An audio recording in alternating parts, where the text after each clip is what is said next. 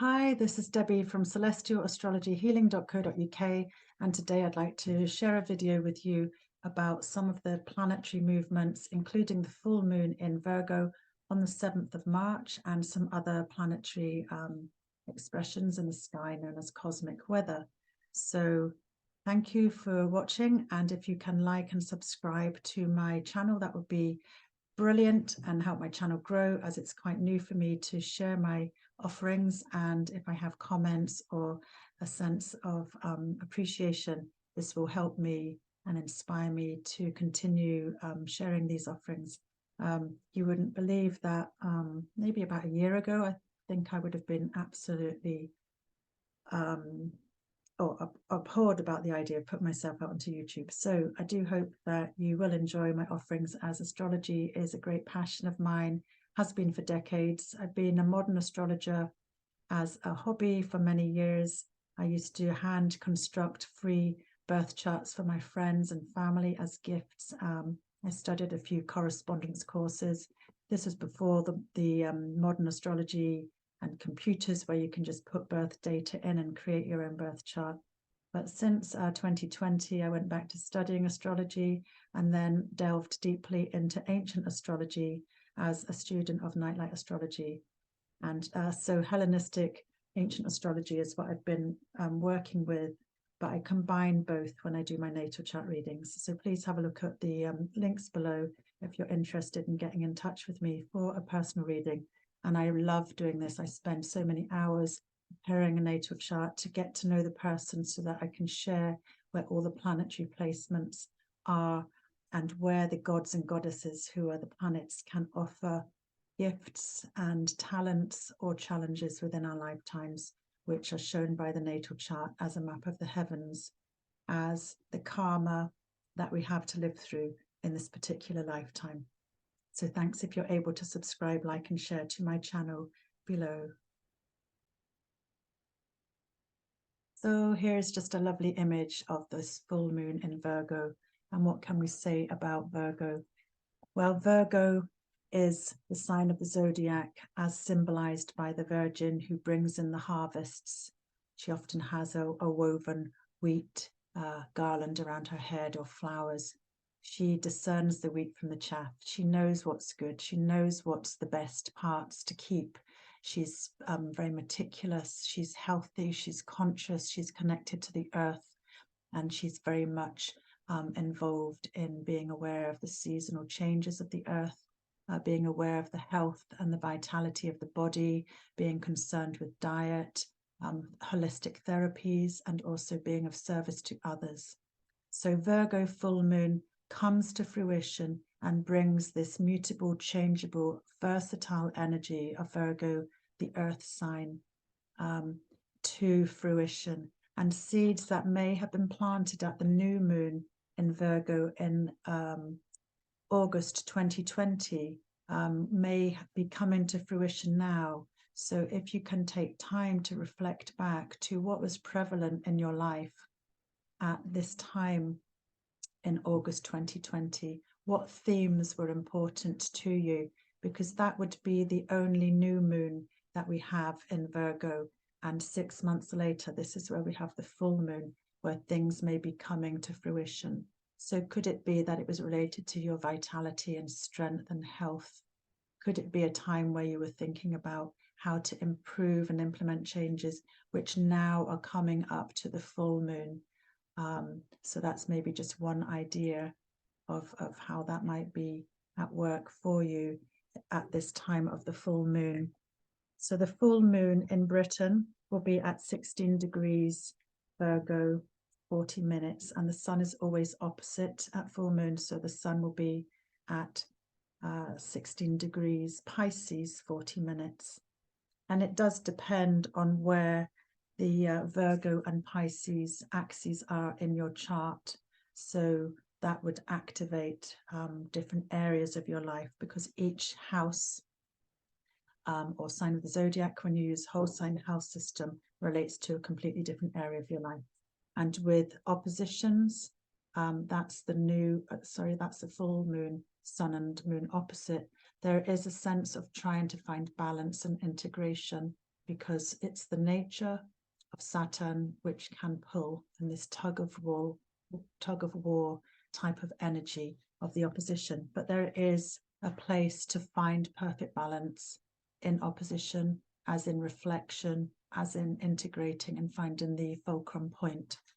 So that's something that you can be aware of.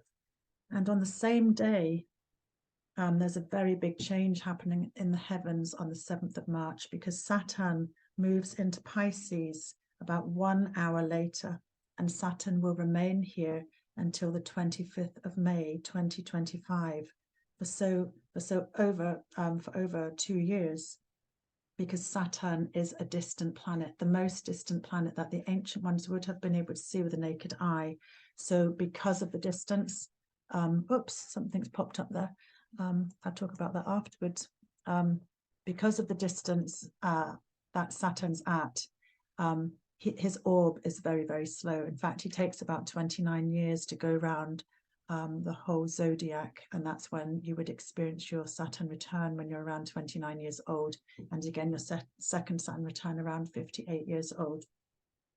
So Saturn, he represents a place of hardship quite often, because of that cold, dark place where life isn't thought to be able to exist, because it's the coldest, oldest, distant, boundaried place. It's about age, death and decay, and therefore limitations. So when Saturn, Kronos, Lord of Time, was in his domicile of Aquarius that he rules in ancient astrology, before modern astrologers have in the last few hundred years given different rulers, such as who is it? I think it's, my brain is a bit foggy at the moment. I've got a Neptune aspect going on, so I do find it quite hard to focus, because I'm very focused on the ancient rulers. Saturn rules both Capricorn and Aquarius. Oh yeah, Uranus is the modern ruler, but Uranus wasn't discovered until the 1700s, whereas the ancient planetary rulers have been attached and are signified with the planets for many, many thousands of years. So it's just worthwhile just opening your mind to the fact that Saturn ruled Aquarius, that he was in for about 2.5 years. So in domicile, able to express his strengths, able to set his boundaries and his limitations, and having his own mind in the air sign of Aquarius, symbolized by the water carrier, bringing new ideas, new inventions, different ways of being aware of community, but being slightly separate, because Saturn ruled signs like a bit of distance and isolation for themselves. So at 1:35 on the 7th of March, Saturn enters Pisces, and he will be expressing himself in a very different manner, because Pisces is a very fluid sign of the zodiac. It's the symbol of the fish swimming in opposite directions. It's now a feminine, yin, receptive sign. Air signs and fire signs, such as Aquarius, that Saturn's just left, is a masculine, outward, expressive sign of the zodiac. Pisces is a receptive, inward, flowing, sensitive, intuitive, emotional, very intuitive, very caring and compassionate sign of the zodiac. So if we think about the oceans that wrap themselves around the earth, Pisces is related to these oceans, the connection, the waters that carry all memories of all that's ever been and existed and has been felt, memory held in water. So there's this collective essence that Pisces energies, people that are Piscean are very aware of. They're very caring and compassionate and aware of other people's sufferings from the collective. So the challenge for Saturn is, how does he use his wisdom in beneficial ways to set boundaries in this boundless sign of the zodiac? So it depends where the house of Pisces is in your natal chart to where Saturn will be moving. for the next 2 years or so, and how this might be expressed. If you were born in the daytime, Saturn's energies may be easier for you to implement because Saturn belongs to the day sect using ancient astrology and whole sign house system. If you were born at night, Saturn's challenges may be more difficult for you because Saturn is known as the out of sect malefic planet. So topics around your mastery of skills, what you know, your responsibilities, your boundaries, how you cope with challenges of patience and wisdom and building for permanence for the future. All of these topics might be prevalent over the next couple of years with Saturn and Pisces. And maybe one of the lessons I'm reminding myself here, because my Saturn is in my 4th house related to home and family and roots and ancestry, is for me, I think sometimes I can blur the boundaries in Pisces. I like to give and be of service and care for, but then the blurred boundaries might be depleting because giving too much from the self can be depleting if there's not a limit. So it's about learning. Saturn is very much about learning about ourselves and learning what works and what we can offer and what we have to share with others, in a sense of maturity and wisdom, becoming an elder. And as I was saying, you have a Saturn return for the first time, which may challenge you around the ages of 29, where you reflect upon your life and think about, okay, what should I be doing now? Maybe work or family or home, responsibilities for the future. And as we reach our 2nd Saturn return, which many of my friends have or will be, and I certainly will be in the next couple of years, it's a time of revisiting themes that came up in our 1st Saturn return. But hopefully, if we've learned and implemented certain changes, it becomes a way of mastering those skills within ourselves and being wiser for the future. That's me being positive anyway. Okay, talk to me about it when it's past. So Saturn going into Pisces there, that's one of the big shifts from one of the outer, well, not outer planets, the most distant planet of the solar system, visible with the naked eye. Although some might say that you can just about see Uranus. That's just something I've heard from another astrologer. Anyway, on the 17th of March, what we have is Mercury, cazimi, with the Sun at 11:03 a.m. at 26 degrees Pisces, 35 minutes. Now, when a planet is cazimi, that means a planet is within the same degree and minutes of the Sun, so is given very special powers. So if you make a mark of this date and time, the 17th of March, 11:03 a.m., it's when the Sun and Mercury are at 26 degrees Pisces, 35 minutes, and it could be a real moment that you could open your mind, allow channels to come in, have a clear mind, and you might just find some incredible sense of intuition and inspiration, of some clarity that you may be able to just take forward from the energy of these Piscean Sun and Mercury cazimi moment.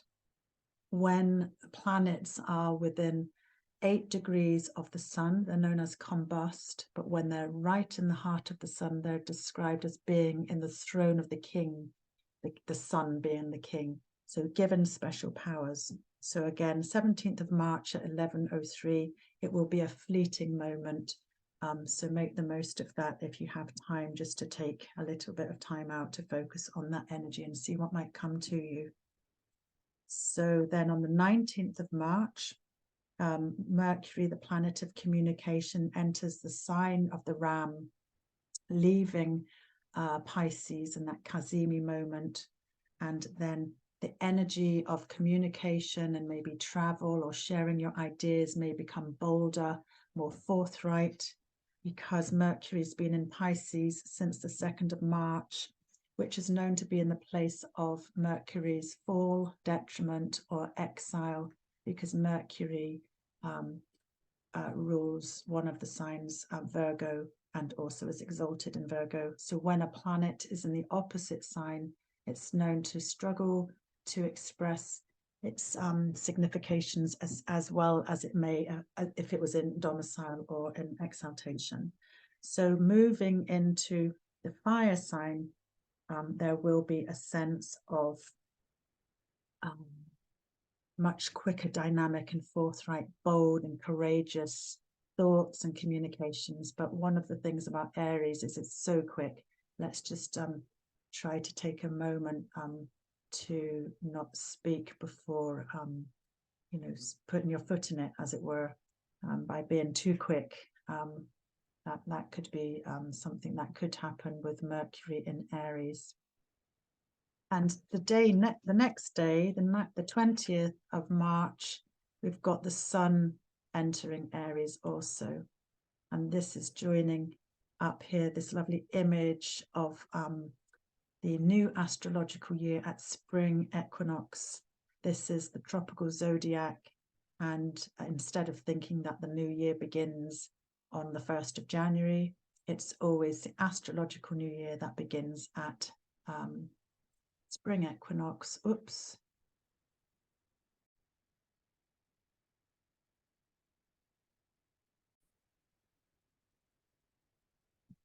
And this is just another wheel that I'd like to show of the times of the year around the Celtic wheel of the year, just showing different areas that may have different names for you.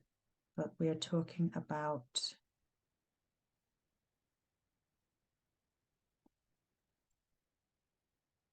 this one here, Ostara, spring equinox, 21st of March. Sometimes it varies. It might be the 20th if it's a little bit. It changes every year, I believe, just like when sun signs change every year, different degrees. Yeah. So yeah, this is where we are here. So I'd just like to share that lovely image as you go around. And there's obviously, you have Beltane here as a fertility celebration. Summer solstice here, the cardinal. August here. This will be another cross quarter of the harvests between summer solstice and autumn equinox. That's a cross quarter day. That's also called Lammas. That's what I'm familiar with, calling it Lammas. And Samhain is up here, which is around actually the 31st, I thought, but anyway. And there will be another one here. Can't remember what this one's called. Anyway, I digress. I just wanted to share that lovely image as well before I share the next screen of showing the planetary placements.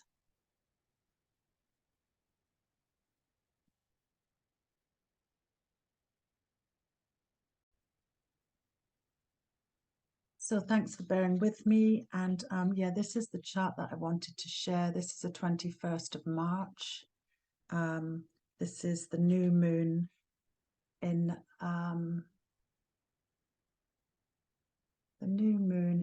Aries. Must go a day ahead there.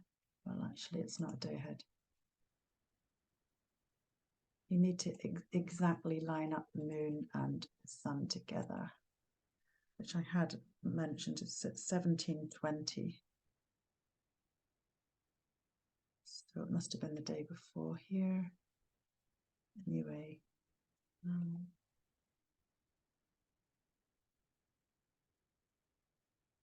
So I'm annotating using my solar fire here. Let's see if it's 1720 should bring the moon and the sun to the exact same degree.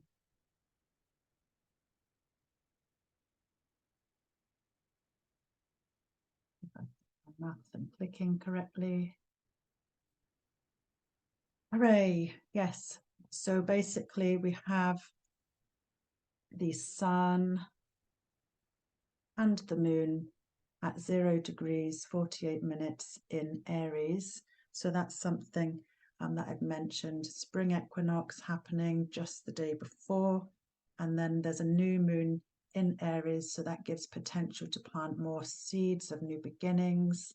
It's a great time to plan ideas for the future using your own ideas and incentives, and using your own will and your own energy in an independent way, because Aries is the ram and just is very bold and courageous. So other planetary placings that are going on, it's not quite a stellium as such, because well, actually it is a stellium.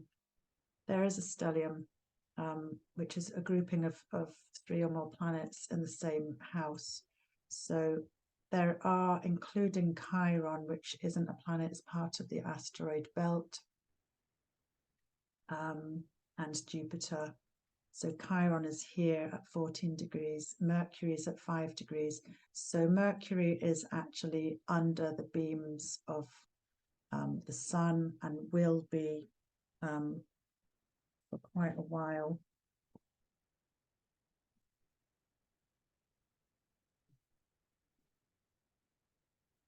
I'm getting slightly confused with what I was wanting to say. This is the second time I've tried to do this recording.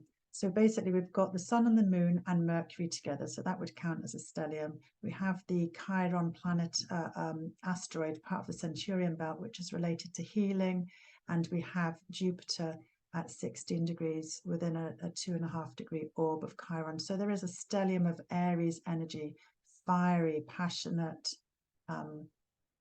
energy going on. And sometimes Aries, because ruled by Mars, can be quite fiery and combustious. You know, sometimes Mars can be a bit full of conflict and anger if he doesn't get his own way, or he'll fight for what he believes in.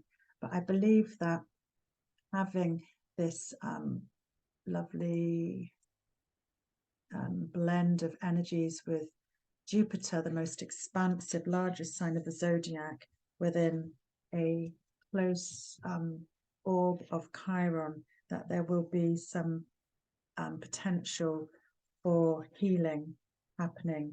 So Jupiter was applying to conjoin Chiron from the 24th of March, and this aspect will be exact on the 13th of March, but still will be in effect till the 23rd of March. So Chiron represents the wounds that we carry in our lives, and Chiron and Aries may be to do with having some sense of self-doubt or low self-esteem. It could be that you can remember being told something bad about how you did something, about your self-expression. But with Jupiter in this conjunction to Chiron, this could be a particularly healing time for Chiron. And this dynamic Aries energy is just very powerful for the Aries season. And then there's one other thing that I want to mention, which all major astrologers, or everybody that knows about astrology, are talking about, is the fact that Pluto down here at the anaretic degree of 29 degrees Capricorn, 58 minutes, is just about to edge into the next house, where he's going to dip his toe before moving there permanently in a couple of years. But he will be dipping his toe on the 23rd of March until the 11th of June, when he'll retrograde back.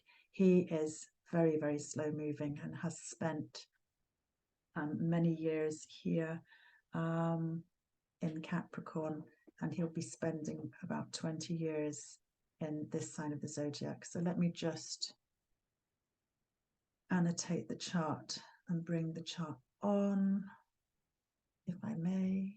I can't do it with that there. So we're going to just 2 days ahead, not weeks. There we go. We have Pluto at 0 degrees Aquarius. So he's basically moved out of Capricorn, and we will be feeling this as a generation, as a collective. And I think this is going to be a positive thing for the future, because Aquarian energy is very much aware of community and support, and recognizing everybody to share skills from the grassroots up.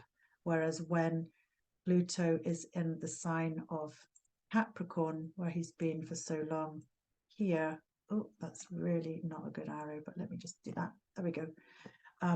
It's more about structures and authorities from above, you know, like corrupt governments, banking, politicians and royalty, all of these things that are very traditional. So we're moving out of that period of time, but because he will be retrograding back into Capricorn on the 12th of June, he's just dipping his toe. So whatever you feel that happens with big shifts around the 23rd of March until about the 11th of June, this could be a theme that will be coming up in your future life for the next 20 years.